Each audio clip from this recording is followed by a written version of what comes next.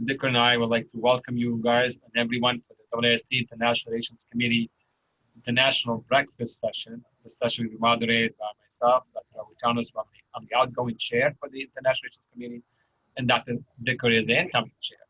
And so we look forward to this great session. This is the International Breakfast Session for the AAST. It actually has a long history and tradition, and it started very early on as a collaboration between the AAST and ST actually, and has grown as the additional affiliated society have grown. And now it is a session that we host every year, and the various representatives of various societies are able to present and comment on a specific topic. So let me see if I could advance. So just for all of you, just to remind you of what our mission is for our society, which is to acknowledge the involvement of the international trauma and acute care surgical community in the activity of AAST, which have become much more and more global, but mainly to enhance the academic and scholarship role of AAST in trauma and acute care surgery globally. And this cannot be done without the affiliated societies that we have. We're really kind of one global society, and we have seen, especially that developed when it came to the whole global crisis and how the AAST have responded with all its affiliated societies. And these are just a quick sample of affiliated societies and all the various representatives. So for this international breakfast session, we have 5 specific societies and their representatives will be commenting. And the topic is telehealth, a tool for global collaboration in trauma and medical crisis. This was a topic actually picked by our main speaker, Dr. Antonio Martos. And this is the agenda. As you can see, so Dr. Martos is the President-elect of the American Trauma Society. And he'll be given 20 minutes. Then we have Dr. Gupta, Dr. C, Dr. Carter, Dr. Olaomi, each one of them representing the various societies. And I will introduce each one before you give your comments. And we just asked the various panelists to please restrict yourself to the 5 minutes, and also Dr. Martos to 20 minutes. I know that's hard to do given your incredible expertise and knowledge in this area. So I'm going to begin by introducing Dr. Martos, the Associate Professor of Surgery at the University of Miami in the Division of Trauma and Critical Care.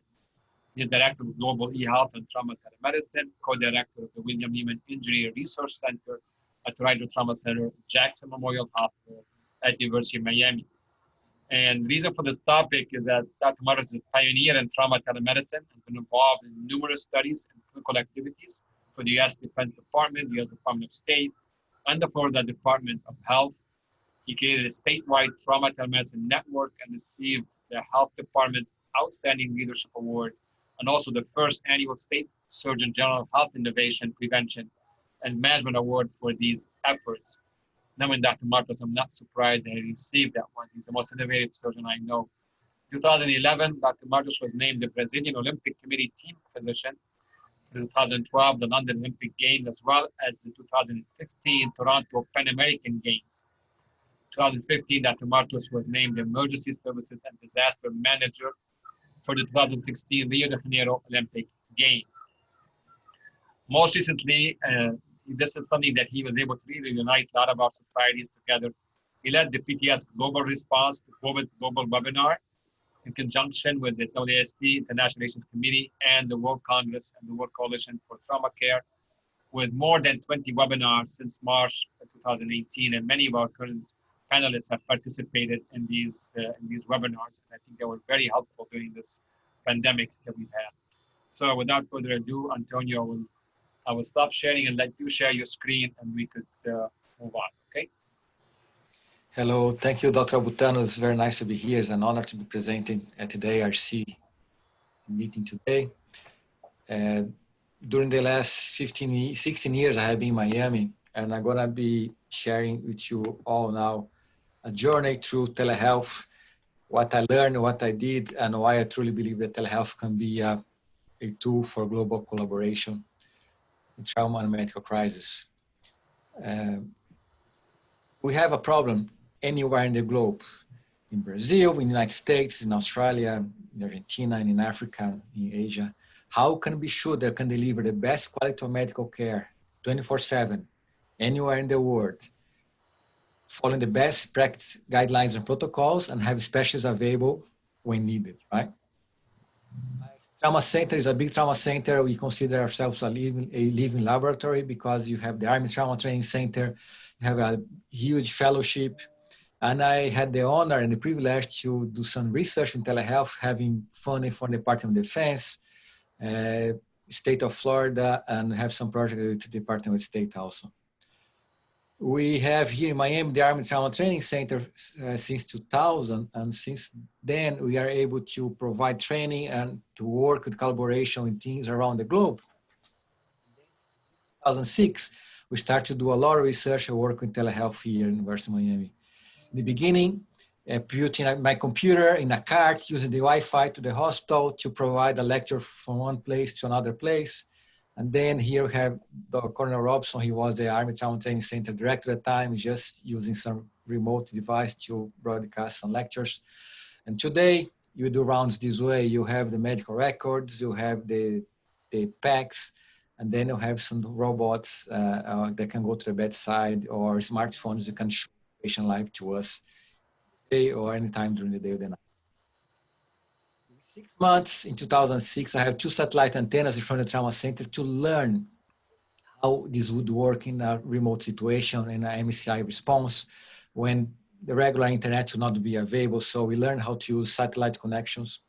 And then we start to do a meeting. So the way to have everybody knowing how to use telehealth is to use this daily basis. So during 10 years, right now in 2020, for 10 years, we have been doing telemedicine grand rounds. We started to Florida, then Latin America, now throughout the world. This is the official Pan American Trauma Society conference. This used to happen every Friday. Now we change to every Monday. You provide CME credits. During this meeting, I have physicians, nurses, medical students, residents, fellows from universities and hospitals from around the globe connected. In this picture, I have Dr. Raul Coimbra. You have Dr. Marta from Panama. You have people from University of Amazon, Dr. Coller from University of São Paulo, multiple places connected. And right now we have more than 30 countries that are already connected around the globe, where every week a resident presents a case, and during the presentation, here I have an auditor in Colombia. The people, they discuss what happened, discussing management of the patient, the injuries, the results, and using the tools, using the expertise that they have available in the region. Sometimes the same trauma patient is treated in a different way in Amazon, or in Iraq, or in Europe, or in the United States. And you went to every single continent, all the way to China. And this is just a small video showing how this happened. Every week a different case. And you have a discussion and questions, and people just respond how they would manage the same trauma in different regions where they are. Just to have an understanding how powerful this solution is. So every year discuss blunt trauma, penetrating trauma, blast trauma, injury, burns, injuries going from pedestrian hit by car all the way to penetrating injuries, car crashes, grenade injuries, etc. And see, we discuss cases from anatomic injuries, from every single anatomic injury. So going from blunt trauma, injuries to the chest, to the abdomen, and vascular injuries, head trauma, etc. In 2011, for the first time you broadcast live the Pan American Trauma Society Conference. Here I have Dr. Raul Coimbra giving his lecture. And now that everybody is doing conference through telehealth, through video conference, we did the first one in 2011 to the Pan American Trauma Society. We use telehealth for triaging mass casualty incidents. We did multiple triage and exercise here during my hospital twice a year MCI. And for our surprise, using the triage through telehealth was very effective, and had better results than doing the triage local. Why? Because we find out that when are outside the stress, the environment, sometimes the most experienced people are busy, so having somebody just doing this work may help. the conclusion of small research that you had. We did a lot of research for the Department of Defense to see if a remote physician really would be able to evaluate a patient and understand what was happening. So, and create a plan of care. So you train more than 27 physicians and collect clinical data in the trauma bay in the operating room, going to every single possible trauma, blunt trauma, talk with the team, evaluating results of radiological or laboratory or procedures, checking wounds, checking traumas, and managing patients from penetrating injury, blunt trauma, etc., through the trauma bay or in the operating room. And we were able to validate the solution. The trauma bay was fine. In the trauma OR, sometimes you need to see from above, help the DoD to develop a new robot. And now we have the solution that currently used in Iraq, where you can have a camera on the top of the trauma field, and you can actively say, cut here or stop the bleeding, go 2 centimeters right to the left. And then you find out even the biggest emergency having trauma, patient have a cardiac arrest in the trauma bay, you do AR thoracotomy, you are able to lead the trauma team through telehealth. And the aorta clamped, able to guide the team, lead the team through telehealth. We did usability research. We asked the physicians at bedside if they felt comfortable watching, having somebody watching them. For my surprise, more than 90% said they felt okay. And then another question, do you feel that you having somebody available remotely to help you when needed? 91% said yes, was fine, only 2% didn't like. And for the physician behind the camera in front of the laptop, we asked, did you feel that have access would be benefits? 99% yes. And the question, a phone call would be the same? They said no. When you ask somebody if the patient is stable, the physician doesn't know the patient is stable, cannot read the EKG, you need to believe in that. So having the ability to see what's happening makes sense. And then the definitive research was, you had a trauma patient, then you have the trauma team taking care of the patient. We took a note about the plan of care. Then I have afterwards a physician through telehealth went to evaluate the patient, wrote his plan. He didn't know what was the previous plan. Then have a third trauma surgeon just comparing the plan of care, and in 94% the trauma management, the plan of care was identical. So we validated that a physician with expertise would be able to understand what's happening in the trauma environment. We start to move to clinical applications, create a plan for the state of Florida, where the trauma centers are connected to their remote hospitals. For example, here in Miami, we are connected to the hospitals in the Keys. When I have a hurricane, for example, we can access patients in the shelters or evaluate patients on the hospitals and help them to manage the situations over there. For example, when I had a patient in Key West had a problem, this patient had a hand injury, there would be a lot of money to transfer the patient to Miami for hand care. So through telehealth, we can help to manage the patient and stay locally. Or in this situation, exercise where evacuated the hospital in a situation of hurricane, you did exercise to Air Force where you can put patients inside the airplane, and then during the flight, we can just broadcast information to the receiving hospital. We do a lot of work in the pre-hospital. In the case you have a patient with a trauma or a stroke, in the case the pre-hospital teams can evaluate a patient, can broadcast information to trauma center. You can decide either if the patient needs to be transferred right away or can go to local hospital and be treated. Collaboration started to happen. Physicians in Mexico came and did the collaboration. In Colombia also did the collaboration in military hospital in Bogota, Colombia, and even with NATO and into Europe, and he introduced telemedicine to the Special Operations Force over there. A real test for a concept award was a response to the earthquake in Haiti. 18 hours after the earthquake, a team from the University of Miami, led by Dr. Bart Green, landed over there. And 3 days later, I was able to land with telehealth equipment.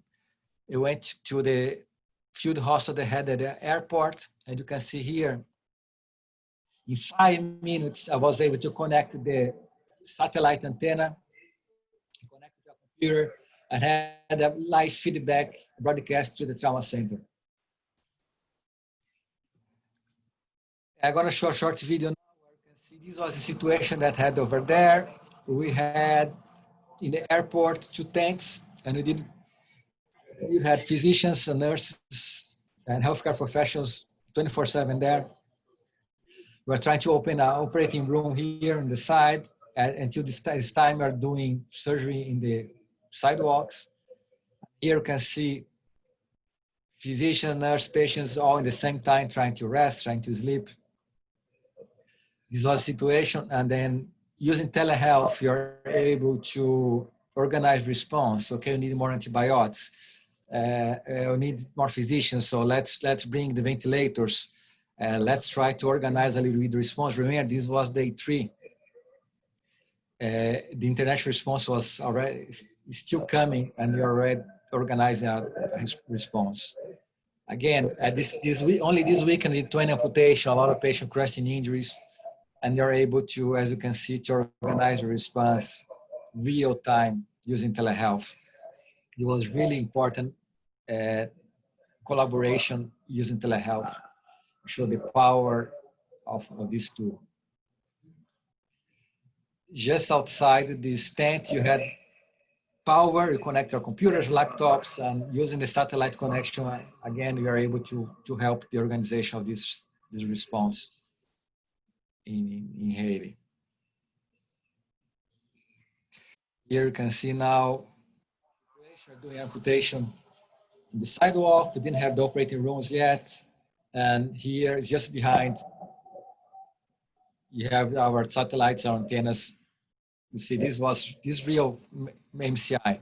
Again, here you're using the satellites and then start connection, discussing the situation with our center in Miami. And here you can see once again, real time, what was happening. And here you're connecting to Miami, discussing the organization response, next plane would come with supplies, etc. in real time.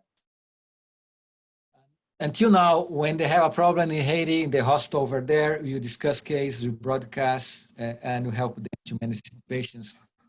It has been many years and still helping them through telehealth. Then we start a project with the State Department in Iraq. We have international hospitals happening, working in Iraq. We have a 24/7 global response center here in Miami, where when they have a problem in one of these healthcare facilities, they call us, and then have our trauma surgeons 24/7 available to answer a problem and to intervene in a traumatic situation, manage trauma critical care patients, and we have all the medical staff from the University of Miami able to respond in real time, 24/7, any situation that they have over there. For a case, a patient with orthopedic injury after a rollover over there in the North Iraq. You had a trauma surgeon and orthopedic surgeon here in Miami helping the surgeon over there to do a sternal fixation. The patient didn't have distal pulse. You saved the patient's leg, and 30 minutes later, all the healthcare professionals there were thanking the. Another example, in January 2013, unfortunately, we have a nightclub fire in Santa Maria in the south of Brazil. The next day, this happened Saturday night, Saturday and Sunday. You already have some connection between the local hospitals and this network of physicians. So the same people that used to connect every week to the Pan-American Trauma Society connected to discuss the case and have multiple meetings with the physicians taking care of the patients in south of Brazil, discussing the intoxication, using ECMO, how to treat patients. You can see again Dr. Alcoimbra, Dr.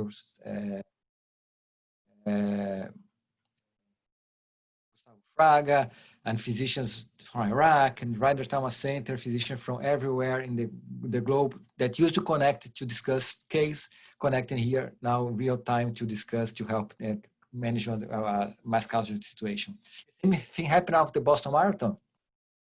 One day, the hospital, the center they used to participate in our education meetings, the Tufts Medical Center, 1 week after the disaster, the event in Boston, connected to us and gave us a lecture about the lessons learned during this situation.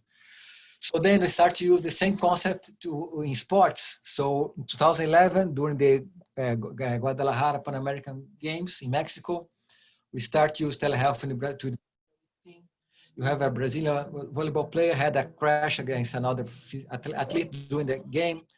She was not moving her legs or her arms. She went to the hospital, did MRI, CAT scan, and then we discussed the management of this patient with our physicians in Brazil and in Miami. So we don't know, but a lot of athletes that travel around the globe and they don't have a lot of physicians or nurse, and then they can be in a place without being treated with a real trauma for somebody that. During the London Games, we improved this project. For the first time, the Olympic Games, Brazil had like a response center. So during in our medical department, the physicians, they had smartphones. They would see a patient, a trauma or a situation, emergency situation happening anywhere. Then and our medical center have a lot of equipment also. We were able to broadcast, discuss the case with specialists that you had in Brazil. And we validate this concept during the London Games. We discussed a lot of trauma case, emergency case with physicians in Brazil and Miami. And then we said, well, let's use technology for the real games. So I had the privilege and the honor to be in charge of all the medical emergencies for the Rio 2016 Games. So we started to organize a response. So even the DoD response, we started to do some exercise with Brazilian force using technology to receive patients, monitor patients, start broadcasting data real time to our receiving hospitals. We did multiple exercise. We were able to broadcast surgeries, and we did a lot of exercise training in San Diego, in Miami, in Rio de Janeiro, how to take care of patients. So global collaboration happened real time. And then the goal during the games was to have a network where if you have an athlete that have an injury or somebody have a problem, they would be able to discuss the case with physicians from the real countries. We train Brazilian physicians and nurses to work together, real-time collaboration. They train in mass cover situation, how to respond to a disaster. And then we did a lot of debriefings in the United States. And then in Brazil, we did a lot of simulations over there also. And this was one of their trauma centers before the World Cup. And then before the Soccer World Cup, they opened 2 trauma centers. And this was trauma center just before the Soccer World Cup and to respond to the Olympic Games. As you can see, you have telehealth. Any athlete or visitor or that went to this hospital, they could be able to discuss the case with the physician from Brazil and the local physician. Again, collaboration happened a lot of training. And then before the games, you had a lot of simulations also with the Brazilian force. And the idea was that during the games, again, the Olympic Games was 42 World Championships in 17 days of competitions. Paralympics, 23 World Championships in 12 days of competition. Almost 11,000 athletes, 45,000 volunteers in the games. And you have in the Olympic Village, the polyclinic, you had telehealth. Any athlete that had a problem, they could be able to discuss with their physician in their countries. Also, you had a system during this, for example, the open ceremony. You have medical place. Every single yellow dot here was where you have physicians and medical teams in the stadium. As you can see, you have radios to respond, to know what's happened, but you have a medical facilities, and all these medical facilities are connected. Every patient, every dignitary, every person that want to go to the hospital, you have information put in an app. You have real-time information about what was happening, communicating to the local hospital, reviewing CAT scans, exams, etc. Again, the international collaboration here have had physicians from around the globe in the Olympic Games, all together, speaking multiple languages and response to the situation. I was very proud to be part of that. I'm very honored to be part of this response. And here I have physicians from Brazil, Australia, South Africa, UK, all together responding to this event in a global collaboration. It's happening.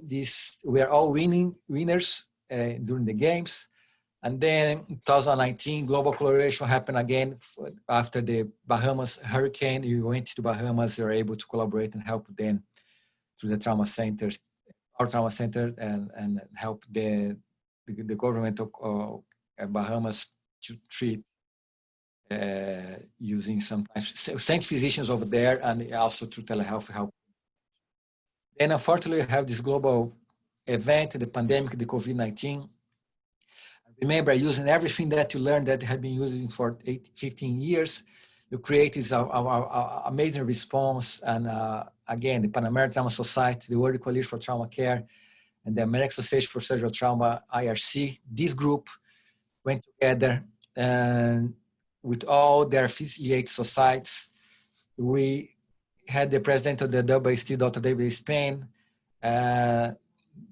multiple people from, you can see many of you collaborating on the screens here. Again, you had 21 amazing meetings here.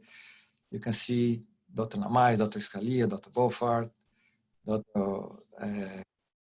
Hayato, Dr. Spain. Again, physicians, Dr. Tina here, Dr. Hussein, physicians and nurses around the globe participate. You had more than 3,317 people participating in this conference. You reached every single continent in the globe. More than 3,300 people participate, and you see people from multiple countries. We went to Greece, to Ghana, to Belize, Azerbaijan, Malawi, multiple countries, and this showed the power of technology or global collaboration. Again, everything happened because you are friends, you know each other. Unfortunately, I had not been able to meet in person, but technology helped us to provide collaboration in healthcare around the globe. This happened during the last 15 years. What's going to happen next 10 years? I truly believe that technology is going to help to access information. Technology is going to keep helping to provide education everywhere in the globe. Technology is going to be helping us to provide remote management, and global collaboration is going to be even bigger with this technology. Again, this global collaboration was amazing. I need to thank every one of you that participated in this meeting. Sometimes it was very, very late in New Zealand or in Norway, and you guys collaborate, and this showed the power of our societies.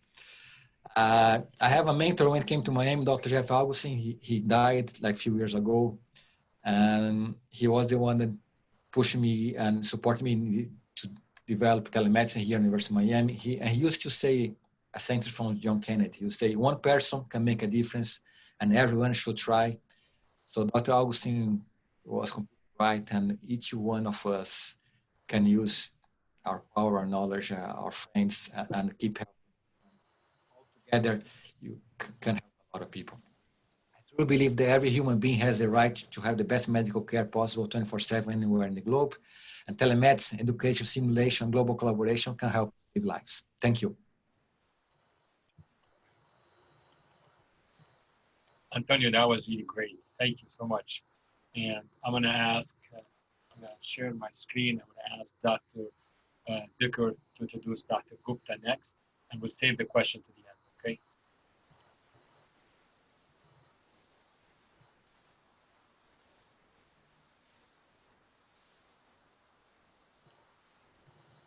See that? There it is.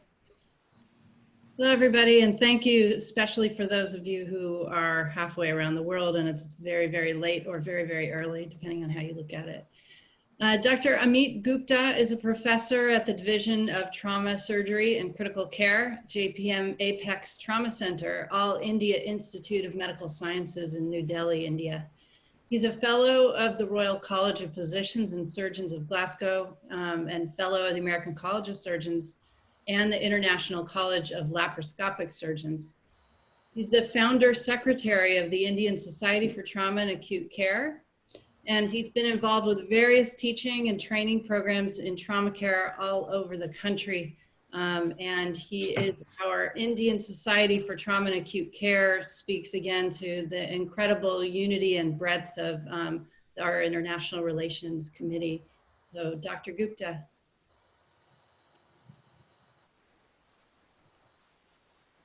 I think you are muted. There you go. Thank you so much, Dr. Rochelle Decker, for that introduction, and I must thank Dr. Avitanos and the AAST for having introduced me and to the International Relations Committee, and as a part of the representative from India. I must congratulate, first of all, Dr. Antonio for a wonderful, wonderful deliberation and presentation on the role of telemedicine, especially in the future of medical education and medical care. I would briefly like to speak before the panelists and also the attendees about what the role of telemedicine and what was the telemedicine like in India and what was the history behind it. I hope you could you see the screen? Can you see the screen? Yes, we can. Okay, thank you. So just a brief 2-minute or 4-minute presentation. I represent the All India Institute of Medical Sciences, New Delhi in India, which is one of the premier institutions of medical science in the country, a #1 sort of institute, although it is funded by the central government or the federal government, but it is an autonomous university, more than 2,500 students, 52 departments. It's been remained #1 in patient care for the country, developing low-cost alternatives for the country of India. Well, when we look at India, it's a huge country, not only in the terms of population, but also in terms of land areas. And there are many areas in India which are inaccessible to quality healthcare, and that's where telemedicine actually pitches in. We have got number of states, and fortunately or unfortunately, the health is a state subject, and the central government does not have much role in provision of healthcare to the states, and therefore there's a lot of discrepancy in terms of quality of care depending upon the priorities of the state government, and that's one of the challenges we face in India. The other challenges, obviously, being that India is a multi-ethnic, multi-religious, multicultural, multilinguistic country, and therefore it also poses its own set of challenges when you have quality healthcare issue. Just to introduce the telemedicine, our doctor-patient ratio is definitely less than the prescribed standards of the WHO. Even by the Indian public health standards, we are not able to cater to, especially in the tier 3, tier 2, or level 3 and level 2 centers or community health centers at the village level, at the taluka or the district level. And therefore, there are vast areas of India which are not being covered by the specialist care. And that's where actually the telemedicine is a favorable solution for a country like India. And many more countries in the world, including African, South American, Asian countries, which are not so well off like the Western countries in healthcare. And obviously, there are certain obvious advantages of telemedicine, and reduces the cost of care to the patient down at the rural level. The beginning was made with the help of the United States of America, when President Bill Clinton actually commissioned the first small secondary hospital telemedicine facility in the state of Andhra Pradesh, with the help of Apollo Group of Hospitals and the Indian Space Research Organization, which has, we all know ISRO is a huge organization now in the world, putting in satellites all over. It has played a very, very important role in Indian telehealth or telemedicine. Now over 384 hospitals with 60 specialty hospitals being connected to remote and rural areas, even through the mobile telemedicine units. Just to give you a glimpse, we also, apart from the satellite networks, have what is known as in India as the National Knowledge Network, which is connected by the optical fiber network, and it actually connects the various levels from the state to the district to the block to the villages. And then within the state, we have the statewide area network, or what we know as SWAN. And the current scope of telemedicine is obviously teleconsultation, diagnosis and treatment, which is the interface between the patients and the doctors, specialist doctors. We also are using telemedicine for teleeducation and training. And there are a few centers which are doing it for telemonitoring, especially for the critical care and the emergency issues, supporting the patients there. Just to show you a few mobile vans which go to the rural areas and are connected with the satellites through the ISRO network. This is a small center in rural India, which has a technician or a paramedical worker, and he connects with the doctors in the cities so that quality healthcare can be provided to the patients in the rural areas. Similarly, India's got a very large railway network. So there are a few trains which are named as Lifeline Expresses, which go to the remote rural areas and provide specialist consultations in inaccessible areas. We've also developed certain innovations like the ATM. There are a lot of teller machines. So in the rural areas, so the people can go there and actually connect with the doctor also. We have certain other innovations going on, like this Ambu Pod for areas where the proper ambulances are not there. This is a full telemedicine-enabled clinic and a micro ambulance which can ferry the patient also on a motorized two-wheeler. Then we have teleconsultations in various specialties. Obviously, I need not go into the details of it. And these are done from tertiary level care hospitals within a state or at a national level down to the rural areas. Then we also have Collab DDS, which is developed by the National Informatics Center. And this is nothing but a sort of teleradiology central hub wherein smaller hospitals can get teleconsultations on CT scans, on MRIs and various other things where experts are not there to interpret the imaging. For teleeducation, the Ministry of Health and Family Welfare has formulated what is known as the National Medical College Network. Obviously, it is regionalized with this National Resource Center based in Lucknow, a big state in northern India. And then we have hubs in various parts of the country which are connecting the medical colleges for education purposes. We have a Pan-Africa e-network, which was an effort of our Ministry of External Affairs and Ministry of Health and Family Welfare, in which AIMS gives teleconsultation to more than 40 nations in Africa, both in terms of teleeducation and consultation. We have a lot of startups now coming up in India, which go on from various aspects of telehealth and telemedicine, from teleconsultation to telerecord keeping and radiology outsourcing, and also smart healthcare clinic facilities for rural areas. We at the AIMS started the first multi-institutional learning practice in trauma, which is known as MILAP. MILAP in Hindi actually, or Indian language, means to meet. So we started with 4 institutions and 4 new centers will be added this year. So hopefully, probably we'll graduate from doing only teaching and elective consultations to also doing what Dr. Antonio just showed us, sort of teleconsultations in terms of real time in trauma and emergency and disasters.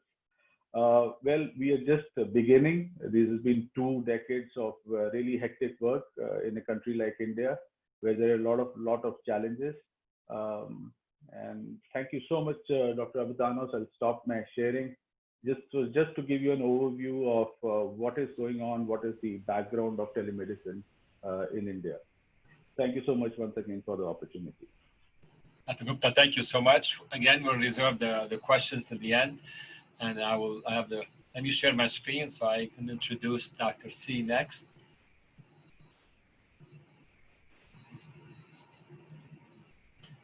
All right, let me know if I need to swap my screen again. It seemed like maybe you all could see that. Okay, so it's really my pleasure to introduce Dr. C, a dear friend of mine, trauma and emergency surgeon at Auckland City Hospital. He's the clinical director in general surgery. He's the chair of the New Zealand Trauma Committee of the Royal Australasian College of Surgeons. He's a fellow of both the Australasian and American College of Surgeons. He's a senior DSTC instructor and has taught many DSTC courses locally and abroad. He was unit director and the foundation surgeon for the acute surgical unit at Auckland City Hospital. And he is our Australasian Trauma Society representative for both the International Committee and for this panel. So Lee, if you want me, I could stop sharing if you want to share your Thank you, Dr. Abutanos and Dr. Dicker for the invitation to provide some comments today. I don't have any slides. My comment is going to be more towards the global collaboration in medical crisis. This has been an excellent presentation by Dr. Matros. We also appreciate his leadership and work, especially hosting multiple web seminars to connect the international community during the COVID pandemic and crisis. This is a prime example of excellence in global collaboration. COVID-19 is a great example of the need for global collaboration. From an Australasian perspective, we are very lucky to be relatively protected from the massive mortality that COVID presents. The geography of our country has given us an edge. However, the landscape of how we manage the future of surgical care, research, and education in the era of a new normal can be challenging us elsewhere across the globe.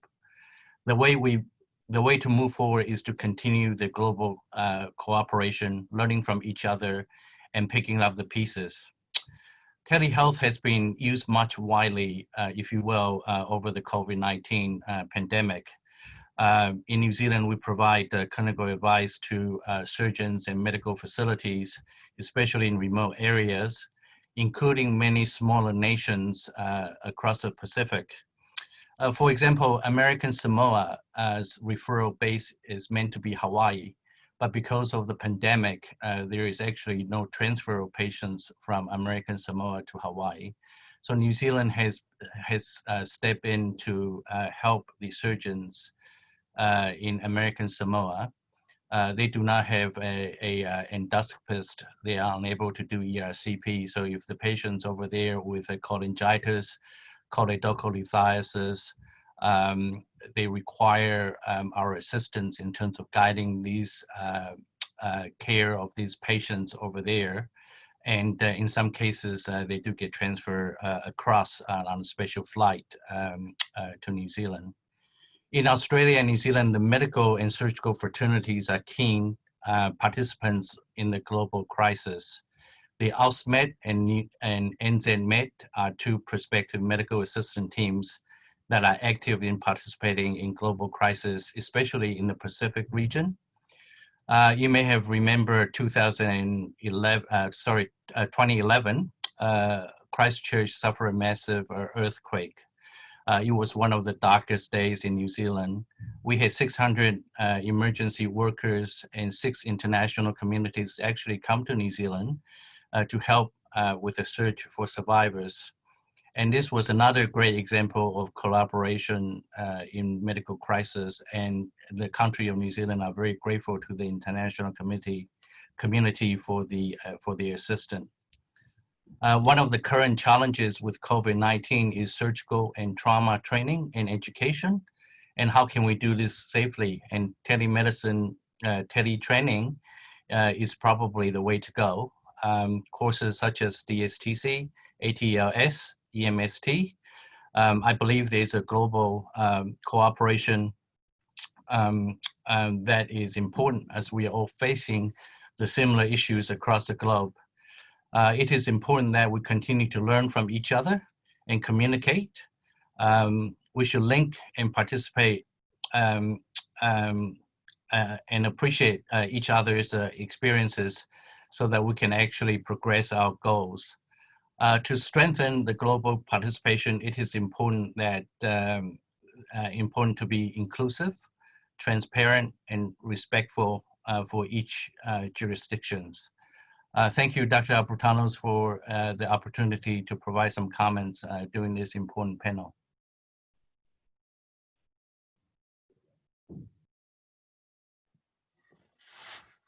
Sorry, thank you, Dr. The comment, and there'll be more opportunities at the end.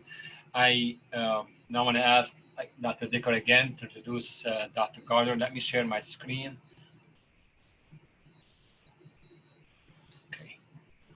Thank you, Dr. Abutanos. So it gives me great pleasure to introduce to you Dr. Tina Garder. She is the Director of Trauma at Oslo University Hospital Ullevål, the only high-volume trauma center in Norway covering a population of 3 million people. She is the immediate past president of IATSIC and the chair of the Estes Visceral Trauma Section, the European Society of Trauma and Emergency Surgery, and she is our Estes representative. Perhaps most importantly, she is also one of the WITS, which is the Women in Trauma Surgery, a group that's formed over the course of the COVID pandemic. So Dr. Garder, please. Forgot to put that in there.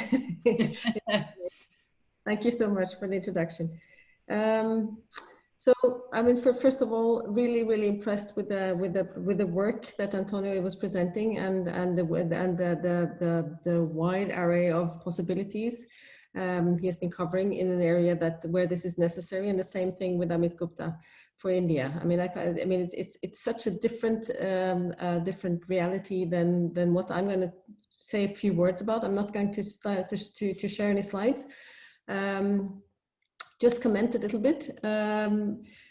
I think, so I'm representing Estes, so the European Society for Trauma and Emergency Surgery, and Europe is very different from one end to the other, and between different countries with different realities. I come from a country with long distances, sparsely populated areas, even if we are very fortunate with having resources for healthcare and for pre-hospital services, helicopter transfers, and so on and so forth. I think the words that come to mind when I listen to the previous speakers is, first of all, impressive, an impressive dedication, and the other thing is underused in big parts of the world. It's probably with complete, I mean, what you describe, Antonio, is endless possibilities, basically. But there are some limitations as well. I think we can all develop this much further and help. What we have seen partly in Norway, because we do have the resources to do whatever we convince our leaders is necessary. It has been used, for example, we have some northern islands close to Tromsø, far up in the north, where there is very little, it's far away from the mainland, and it's a very little healthcare. Obviously, the telehealth has been used there, and also with our military people sent to Afghanistan and so on, being coached from home. Basically, also teleradiology that was mentioned is widely used, and so on. What we have seen from some of our leadership is that they want to promote telehealth as an excuse for not developing trauma systems, because actually telehealth is still the second best. If you did have, I mean, you're better off in your hospital in Miami having the patient in front of you than actually seeing it on television. I mean, we all have to acknowledge that. So if we could have competence on site, that's what we would. And that then we come over to all the educational concepts and so on, and actually putting a lot of dedication into educating people in doing the right things in addition to. So this is something that comes in addition to actually the real thing, the basic real thing. And I think that is something we shouldn't forget in our enthusiasm to new things. We have parts of our leadership who's very much into technology and thinks that technology is the answer to everything, which some of us actually don't always agree with. So that was part of this. And what we see in Europe is that from one end to the other, very few trauma systems have actually been developed. I think Hayato Kurihara gave a very good comment some years ago when he said when WHO is caring for all the lack of trauma systems around the world or needs in trauma care, and he said, but what about Italy? When is WHO is going to care about Italy and the lack of trauma system? And I think that goes for many countries, and I think we shouldn't stop doing the basic normal work. When it comes to COVID has pushed us all into using much more, and I think I've been really impressed with the webinars that have been organized by Antonio and colleagues. and part of that. I think my only concern with the webinar, I think that will not either take over from physical contact networking in meetings. I think it's important that we develop it more and use it more. Estes has taken on and now making webinars every 2 weeks, which keep people interested and so on. But I think quality is the word again. Webinars can be, I've been attending webinars with low quality, completely different webinars than the ones we're talking about now. So it's all about knowing when does the audience know what is presented is quality and not. And the fact that it has to be balanced, it has to take into account that you don't see your audience, is what we are presenting actually applicable to the people who are listening, and so on. I think there are lots of questions around this, even if that is also an underused, I think, possibility we have and should use more. I think my last comment is about the use of cases. We've been discussing this also in Estes a lot, and that in Europe, at least the country, if I present a case somewhere online in Norway, it is recognizable. So data protection is an issue and has become the new data protection laws in Europe. I think there is a limit to how much we can share and what media and who should we allow to listen to what we're presenting and so on and so forth. I think there are some issues in this. And the last thing is about I was supposed to have AAST in Oslo in 2020. That was cancelled. We had a board meeting today discussing whether we're going to cancel 2021 and postpone to 2022, and what do we do in the meantime to keep people interested. And I think that is also a challenge. How do we keep people keep the enthusiasm up? So a good example is the WITS group. Go back to Rochelle. With that, I think we need to keep people interested in communicating until we are able to meet physically again. But I don't think any webinar will ever be able to take over the physical networking and discussions where you actually sort of interact with people. And I think that's my comments. Thank you. Thanks for inviting me to say something. Thanks, Dr. Gard. That was great. I don't think we have Dr. Alomi next. I don't see him on the panel. I don't think he was able to connect. So we'll use this time for the questions. We only have about 7 minutes left. I actually wanted Antonio to answer the very important question that Dina asked with regard to data protection. Antonio, you showed some just amazing work.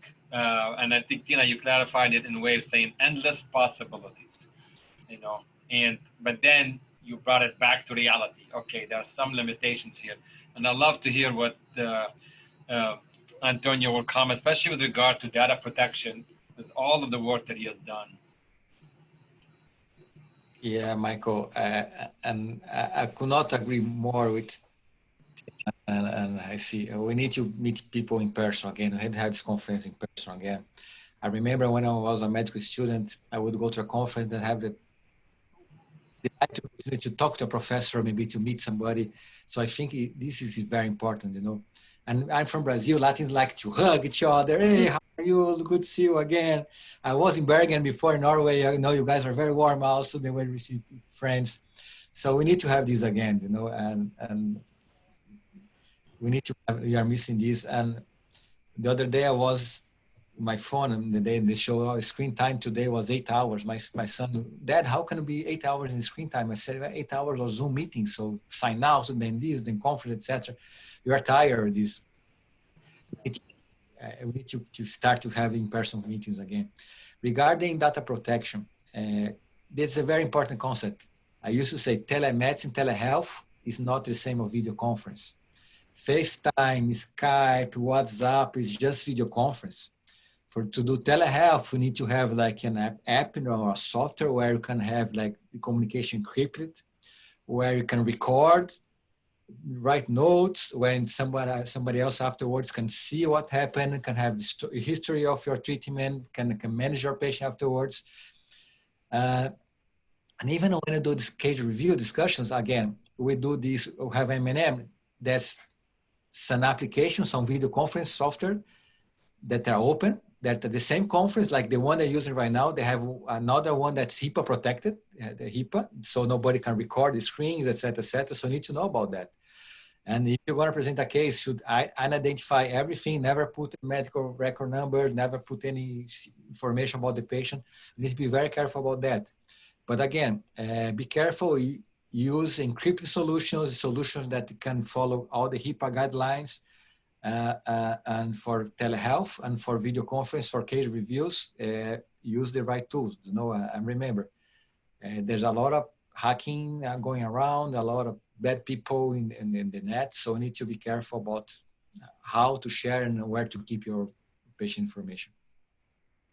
Share responsibly. So if you're going to have if you're going to have the responsibility, the ownership of being involved in true telehealth, you have to be equally responsible for the infrastructure for it, that it is protective, that it is done right. Okay, we do have one question from one of the audiences. What is the potential role of augmented reality in use with telemedicine? And I'll open that up for either Dr. Martos, Dr. Gupta, or any of the panelists. Augmented reality in telemedicine. Amit, anything? I have some comments, but let's start to Amit. Yeah, thank you, Antonio. Interesting question, augmented reality. So we've done a couple of pilot research projects, especially in trauma, along with Australia. I ran a 4-year technology project, or the Australia-India Trauma Systems Collaboration, in which one of the arms was strengthening trauma systems in smaller hospitals using telehealth or telemedicine. And it used the computer-based algorithm for reminding the doctors who were resuscitating, giving them feedback as to resuscitation was okay or not. This was completely AI-based, which was developed by the Australians, and we tested it in India. It also, had one offshoot to develop a Google Glass-like thing, so that there would be a camera, and whatever the technician or a doctor would be doing in a small hospital would also be transmitted back. But again, I fully agree with Dr. Tina when she says that there is no alternative. Even if at best you can sort of have these platforms for a sort of transfer of knowledge, but the skills and the practical aspects, or the what I call as the haptic feedback, sort of is not there in those platforms, whatever are available right now. How much we can develop it for future so that there is some sort of a augmentation of reality, I'm not sure, but sky is the limit for technology. I still remember the Star Trek, where people used to transpond from one place to the other, changing. So much of it has become reality. So I don't want to stop at that, but yes, augmented reality could be taken up as research projects in various areas of care in the real world. Thank you. That's my comment.